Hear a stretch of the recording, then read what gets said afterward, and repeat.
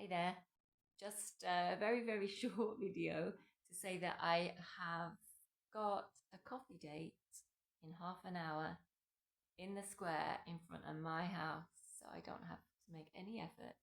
Just going there, having a coffee with somebody who's on Tinder who lives 6 kilometers from me. So it's not going to be, it's not going to work because nothing ever comes easy to me ever. And this is just unheard of. So I've been speaking to a guy, as you know, who lives 2 hours from me and has had my phone number for 4 days, but just insists on texting. He's not even thought, oh, I'd like to hear how she sounds, her voice. I always think things like that. But anyway, I didn't call him and he hasn't called me. So, and yesterday he started asking me for lots more photos, and he's already got 9 photos of me. It's like, how many more photos do you want? And I just thought, it just made me feel like it's going to be one of those relationships. It's probably doing a lot for him because we speak literally all day. Every day we speak all day. Even we say good morning, good night, like we're in a relationship. And he lives in a ski resort, so he's quite isolated. So I think he's getting a lot more out of it than I am. And honestly, I don't have time really for all that. So I decided to look at the other people that I'd matched with on Tinder, and this guy, I've I said hello to maybe 3 or 4 days ago. He didn't really. I think he just said it's nice to meet you, and that was it. And we didn't continue because I'd been talking to this other guy, and I looked at his photo and I thought, I don't know if he's really for me. I can't remember. He's 66, so he's 3 years older than me. That's ideal age for me. He lives 6 kilometers from me. Ideal. And but there's going to be nothing. I know it's not going to happen for me because nothing ever happens easily. Like, you know, I always have to make a lot of compromises. So we'll see, and maybe I'll get back to you later, or I'll send this out with my video tonight. Okay, see you later. Hello again. So, same day, same clothes.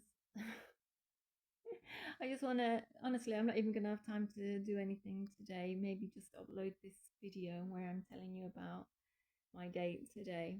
So, this morning, as I said, I met a guy a couple of days ago on Tinder. He said, "Nice to meet you." I said the same, and we didn't even speak since then. And this morning, I was just looking through because as I said, I was talking to another guy, and I decided it's not worth talking to him because he's too far away. So I got up this morning at 7 o'clock. I think at 7:30, I thought, oh, I'll just whiz through Tinder. So I had to look at the guys that had already matched with me, and there was this guy, and I saw all of a sudden it said 6 kilometers, and I said, I never saw that one before, 6 kilometers. I'd seen him, but not 6 kilometers. I thought, well, that's the only person who lives remotely near me. So I clicked on him. I thought, yeah, it's not bad. It's not really great. I mean, not that I'm judging myself, I know I'm not great, but I'm saying there wasn't anything I couldn't say, oh, wow, he's gorgeous. I said, he's not bad. So I just wrote to him this morning at 7:30, and I said, oh, what did I say to him? Do you want to go for a coffee? And I thought he'd look at it sometime in the day, and I was thinking of during the week. Anyway, he replied straight away, and he said, yes, when? So I said, well, I thought, oh, okay, well, maybe we'll make it like in a couple of hours. 9:30. I said 9:30 in the cafe, like in the square where I live. And he goes, yeah, okay, I'll be there. So what happened was, at 9 o'clock, he texted me on Tinder, messaged me, and he said, I'm not going to be able to make it because I've got a flat tire. And I thought, oh yeah, here we go. Yeah, like obviously he doesn't want to come. So I said, okay, no worries. I said, some other time. And he said, oh no, I really want to meet you. He goes, let me see if I can borrow my cousin's car because he lives not far from me. So I thought, okay, yeah, it's going to be a no. And so I was just getting ready. Then I said, oh look, I can go to him because I'm going to the gym and the pool today, and I have to literally go through his village. So I said to him, do you want me to come to you? And as I was writing that, he actually wrote to me saying, why don't you come to me? So I thought, oh, that's good then. So I didn't have to say it in the end. So I said, okay, well, send me your address. So he sent me his address. I quickly had a look on my computer where it was. I said, okay, yeah, it's actually nearly 10-minute drive, but it's all right. No, it wasn't. It was 10 kilometers. So I think it was 6-minute drive, 7 minutes. So I said, okay, great. And he said to me, tell me when you're leaving. So I said, how about now? He said, good. So I literally got into my garage, opened the garage door, and there was a blooming car parked outside my garage. I was so livid. So phoned the police, and they said, yeah, don't worry, we'll get someone to come over. So I waited there thinking, oh, this is going to be ages. So I told him that, and he was thinking, because I did meet him, and he was thinking, oh yeah, she doesn't want to come, so it's just an excuse. Like I was thinking about the flat tire. And anyway, literally 10 minutes later, the police arrived, and they like took the registration number, phoned the person. They were in my village where I live, and the person came. So it was altogether about 20 minutes before she removed her car behind my garage. So that was a bit of a delay. Anyway, I managed to get to his. No, I didn't get to his house. So I went to where I thought he lived, and I couldn't find his house, but there was a cafe and it was open. So I went to the cafe. I said to him at the cafe, do you want to come to the cafe? I couldn't find your house, but how about meeting me at the cafe? He said, yeah, it's about a 10-minute walk from my house. So he goes, I'm going to leave now. And he goes, actually, I'll take my bike. So it's like 5 minutes. So I said, okay then. So anyway, he arrived. You know, when you're waiting for someone, I've said it before on a previous video, when you're waiting for someone, it's like a blind date, you don't know them, and people come to the bar and you go, oh God, please God, make it not be him, don't you? Oh, have you ever done that? It's so horrible. It's the most horriblest thing, that it really is, because in my experience, not many people you meet in reality look like their photo, and I've always been disappointed. Anyway, I was talking to my friend because she had just been on the first date the night before. So I was talking to her. She was all upbeat and everything, and I wanted to be happy for her. And there's me going, oh yeah, I don't think he's coming. And oh, I was like, and I said, I really miss my ex-boyfriends. And, you know, I know I'm nearly 3 months into the breakup, but I'm really missing him at the moment. And I was getting quite sad. And then all of a sudden, I got a tap on my shoulder. I turned around because he came from behind me on his bike, as he said, and he was really nice. I couldn't believe it. I was like, I said to my friend, okay, I've got to go now because he has arrived actually. So I put the phone down. He sat opposite me, and he actually looked identical to his photos and actually a bit nicer. So I was pleasantly surprised, and he was really funny. And anyway, we had a couple of coffees. We were talking. There was not a moment when we didn't talk. And then he said to me, I said to him, well, what are you doing now? Because I had a plan. I was going to go to the gym and then go swimming, but it was already not too late to do that. But normally I like to get to the gym in the morning when there's nobody in there. At lunchtime it gets a bit crowded, and then the pool will get really busy at that time. So I wasn't too bothered about going in the end. And he said to me, do you want to come and have a look at my house, see my house? So I said, yeah, okay then. So I followed him on his bike. His house is absolutely gorgeous. And in fact, it's exactly the style that I have been looking for. I mean, not looking for because I couldn't afford that, but a style of a house that I absolutely adore, like 1970s, great big floor to ceiling windows, everything's open, everything's glass. Oh my God, it is lovely. His house is beautiful. And anyway, we went into his garden. He showed me the flat tire. So honestly, I thought, yeah, honestly, stop thinking that everybody's lying all the time. You've got to have faith in people, Ali. But I don't. And I've never really been let down by that. But anyway, now I realise not everybody is always lying. So And then he said to me, yeah, when you said that, you couldn't get out your garage, I thought, oh, she doesn't want to come. So he was thinking the same.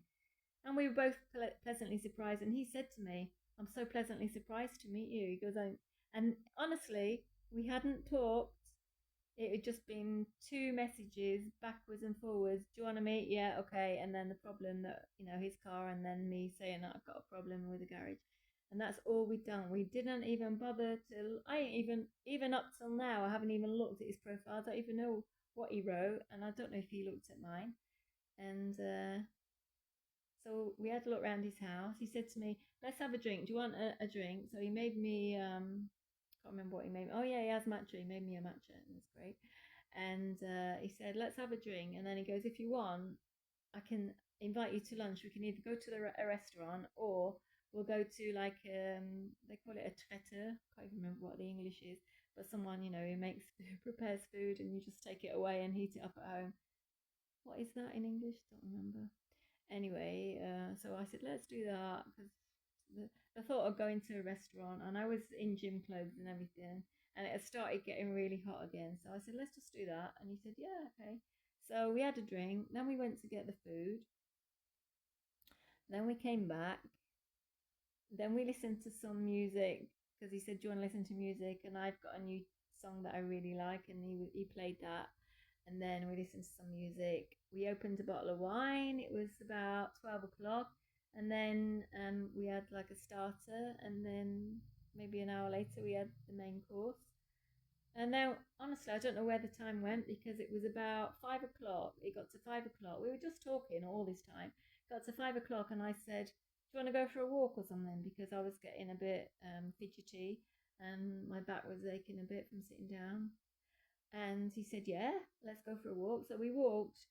I meant just like a walk around the village. But we did walk around the village, but we came back an hour and a half later at 6:30. It was absolutely knackered. And it got really hot again. And we were thirsty. So we sat in his kitchen, had a nice glass of Coke. All the time that I would have been with him, from the moment I went into his house, he was like, stroking me, holding my hand. When we went walking, he held my hand the whole time. Even though it was hot and we were sweaty, he still kept holding my hand. It was really sweet. And he was kissing me. He wanted to kiss me all the time. And I said to him, he told me problems that he'd had before in the past. I told him a little bit, but not a lot. And I said, all I really want is to get to know you. Just let's get to know each other. I don't want any more than that. And then time will tell if we're right for each other. And I said, the good thing is we're so close to each other. We're like 6 minutes away. And also, is it his mother? I think it's his mother. Yeah, it's his mother. Is in the same home as my dad, but she's in a different unit because she's not lost her marbles. So I said to him, I said, do you think like we are a match? Because we'd been matched on Tinder. And he goes, I think so. He goes, look, we've got loads in common. He goes, we go to the home. We both do that. And I was laughing. I said, yeah, we both do that. He goes, and so he was laying it out. He said, we live close together. I've never met anyone who lives close to me. He goes, the last person lived 300 kilometers away. I said, yeah, me also. He said, we like walking. We like the same type of houses, because we were talking about houses when we were going for a walk. He goes, we like cycling, swimming, like gentle exercise. We like it. He's not really into hardcore sport like the last guy I was speaking to. It's like, he said, no, I don't ski. I said, oh, that's good. And we like the same kind of music. I think we have a lot in common, but I know Frenchmen, they just want to have sex straight away. That's the thing, they just do. And maybe a lot of men do, not just Frenchmen, but Frenchmen. I know he would have if I'd have let him. And I said, that's what I want to do. I want to get to know you. And that's it. Let's do that. And he said, yeah, let's do it. So watch this space. He's coming tomorrow. Or no, he can't come tomorrow because he's got his flat tire. But I said, look, if you don't get it fixed in the morning, let me know. I'll come and get you. I'll bring you to my village. we'll have a coffee in the square. You can see my house. Maybe we'll go for a walk around the lake. Maybe we'll swim in the lake. I don't know. But anyway, so tomorrow I'm going to dedicate to that, because on Tuesday he's got a friend, a girl, a female friend coming from Brittany. And I think she's staying until Sunday, and that's fine for me. I don't mind. I said, yeah, that's great. He goes, oh, well, you can come and eat with us if you want. I said, oh, no, no. I said, look, do your thing, because I've got a lot of things to do, and then we'll meet up again. I think she's leaving on Sunday around lunchtime. And I said, we'll see each other on Sunday. Maybe we'll do a big grenier if there is one in the afternoon. And I have got to take my car to the garage during the week, and I've got to go to Murray, to the dentist. So I've got things to do, and I'm fine. So anyway, that's it. But all the time I was comparing him to my ex-boyfriend. I know it's not right, and there's a lot of things that are great about, it's called Christian, a lot of things that are great about Christian that were not good with my ex-boyfriend. But honestly, when he kissed me, and he kept kissing me, and it was nice to kiss him, he kept saying, oh, I love your lips, and he was really a good kisser. I just kept thinking of my ex-boyfriend. I couldn't help it. I just kept thinking of him and thinking how it was like a part of me. And this guy Christian just felt so foreign. Like, I've got to get used to him, and it's going to take me a bit of time. I know, because I spoke to Chat GPT the other day, and I said, do you think I'm over my ex-boyfriend? So I said, can you ask me lots of questions to see how I'm doing? And anyway, asked me lots of questions, and he said, you're doing really well. You know, you've advanced, you've got this, you're tackling that now, you've got over this. But he said, you still got him there. You haven't actually got past him yet. And I know I haven't, but it's just going to take time. I think it's just going to take time. And I'm so happy to meet Christian. I really am so happy to meet him, because since yesterday, when I started looking at other people, I just realized there is nobody even near me. They're all far away, at least 120 kilometers away, if not further. And what can you do with that? I mean, my goal is to be with someone, to share a life. Can't really share a life when they're that far away, and he's just in the next town to me, 2 towns over.